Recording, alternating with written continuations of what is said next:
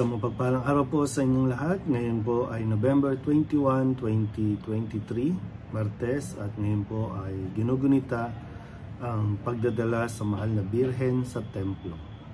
Ang ating po unang pagbasa at pagninilay ay hinango sa ikalawang aklat ng Makabeo, chapter 6, verses 18 to 31. Noong mga araw na iyon, may isang matanda at iginagalang na guro ng kautusan. Siya si Eleazar. Nakatuwaan nilang siya ay pakanin ng baboy, kaya't pinilit siyang magbuka ng bibig. Sa pag-iwas siyang makapitan ng kasamaan, pinili na niya ang mamatay na marangal. Kaya't ang pagkaing pilit na isinubo ay kanyang iniluwa. Pagkatapos, siya na ang kusang lumapit sa inihandang pagpaparusahan sa kanya. Ipinakita niya na dapat maglakas loob ang sinuman na tumangging kumain ng pagkaing labag sa kautusan, kahit ito'y mga hulugan ng kanyang kamatayan. Ang mga napag-utusang magbigay kay Eleazar ng pagkaing labag sa kautusan ay dati na niyang mga kakilala. Kaya't dahil sa pagmamalasakit nila kay Eleazar, kinausap nila siya ng lihim. Pinapaghanda nila siya ng karning hindi ipinagbabawal at ipinayo na magkunwari siyang ang karning baboy na ibibigay sa kanya ang kakanin niya. Ngunit ang totoo, ang dala niya ang kanyang kakanin. Sa paraang ito, maliligtas siya sa kamatayan. Subalit ang kagandahang loob na ito ay magalang niyang tinanggihan. Buo na ang kanyang pasya. Matanda na siya at maputi na ang kanyang buhok. Naalaala niyang sa pagkabatay, naging tapat siya sa kautusan ng Diyos. Kaya't sumagot siya, "Patayin na ninyo ako ngayon din. Sa gulang kong ito'y hindi na dapat magkunwari pa. Ano na lang ang sasabihin ng mga kabataan kung hindi ako mananatiling tapat? Hindi ba sasabihin nila na kung kailan ko inabot ang 70 taon ay saka ko pa tinalikdan ang aking relihiyon? Kung ako'y magtaksil para lamang madugtungan ng kaunti ang aking buhay, para ko na ring iniligaw ang mga kabataan at binigyang kahihiyan ang aking katandaan. Maaaring maiwasan ko ang parusa ng tao, ngunit sa mabuhay, ako o mamatay, hindi ako makaiiwas sa parusa ng mga kapangyarihan sa lahat. Kaya tatanggapin ko na ngayon ang marangal na kamatayan na siyang magiging putong ng aking katandaan.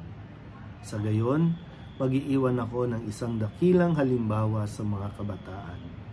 Ang marangal at buong pusong paghahandog ng buhay alang-alang sa banal na utos ng Diyos."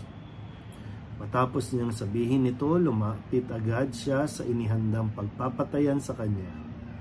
Ang mga kaibigang nagmalasakit sa kanya ay nainis na rin. Para sa kanila'y kaululan lamang ang mga sinabi niya. Kaya't ginulpi nila siya hanggang sa mamatay. Ngunit bago nalagutan ng hininga, sinabi ni Eleazar, "Ang Panginoon ang nakababatid ng lahat. Alam niya ang katakot-takot na hirap na tinis ko sa pagpaparusang ito. Kahit ito'y maaaring maiwasan ko. Alam din niyang maligaya kong tiniis itong hirap dahil sa aking pagmamahal sa kanya." Namatay nga si Eleazar, ngunit siya'y nag-iwan ng isang halimbawa ng pagiging uliran sa tapang at di malilimutang katangian ng pag-uugali, hindi lamang para sa mga kabataan, kundi para rin sa buong bansa. Ang salita ng Diyos. Muli po, isang mapagpalang araw sa ating lahat sa pagpapatuloy po ng ating paglalakbay tungo sa pagtatapos ng liturhiya sa kalendaryo ng ating simbahan. Isang napakagandang paalala po sa ating lahat, lalo tigit pagdating sa paninindigan ng ating pong pananampalataya. At bahagi ng ating pananampalataya ay meron tayong mga ritual o mga gawain na dapat natin na isinasabuhay. Mayroong mga ipinagbabawal na kailangan natin panindigan na huwag itong magawa.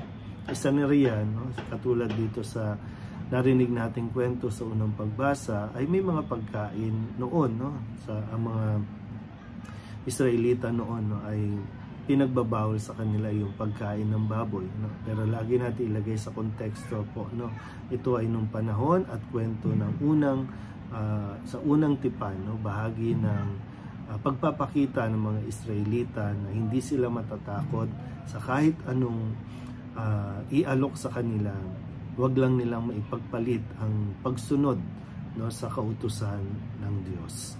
At dito, no, si Eleazar, sabi nga 90 years old na, siya po ay hindi natakot na mapatay sa wag lamang niyang kainin yung ipinagbabawal na pagkain, na yung po pwedeng isipin, no, na pwede nga naman siyang maligtas, pero sabi niya, inaalala din niya, no, yung anong magiging impact nito sa mga kabataan, anong magiging resulta nito sa mga sumusunod sa kanya, no? Kung sakali na maipakita niya na dahil natakot siya na mamatay, sinuway niya yung kautusan na huwag kakainin yung isang pagkain na ipinagbabawal. Kaya sabi niya dito, no, maganda rin, no, na makita natin. Sabi niya, kaya tatanggapin ko ngayon ng marangal o ang marangal na kamatayan na siya magiging putong ng aking katandaan.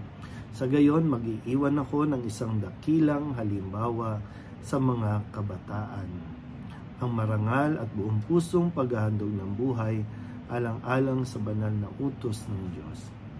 Na talagang marami po tayong sa panahon natin, no, naghahangad tayo na sana makakita tayo ng mga matatanda, tumanda na may pinagkatandaan na po pwede nating pamarisan at sundan at magbigay ng iba yung lakas o encouragement sa mga kabataan ngayon na gawin din, no, ang lahat ng kanila pong makakaya kahit na manganib ang kanilang buhay, ay wag lamang nilang ipagsantabi, no, yung kanilang pananampalataya na dahil sa takot ay magkukunwari sila, no? So sana isang katapangan ang inihiling sa atin, katapangan na isabuhay ang ating pananampalataya kahit pa sa bingit ng kamatayan. Muli po, isang mapagpalang araw sa inyo.